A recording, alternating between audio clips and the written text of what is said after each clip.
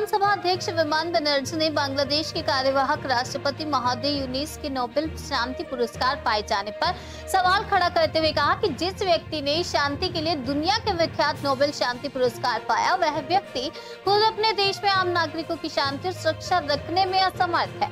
बांग्लादेश में हिंदुओं पर हो रहे अत्याचार के प्रतिवाद में बंगाल में सत्ता पक्ष टीएमसी और विरोधी पक्ष भाजपा एक साथ खड़ा है। विधानसभा अध्यक्ष के अनुसार बंगाल के लोगों का बांग्लादेश वासियों के प्रति असीम प्यार था, लेकिन आपको बता दें बांग्लादेश के मौलवादी ताकतों ने साजिश के तहत पर इस बंगाल और उस पर बंगाल के लोगों के प्रेम और सौहार्द में खलल डालने की कोशिश की है।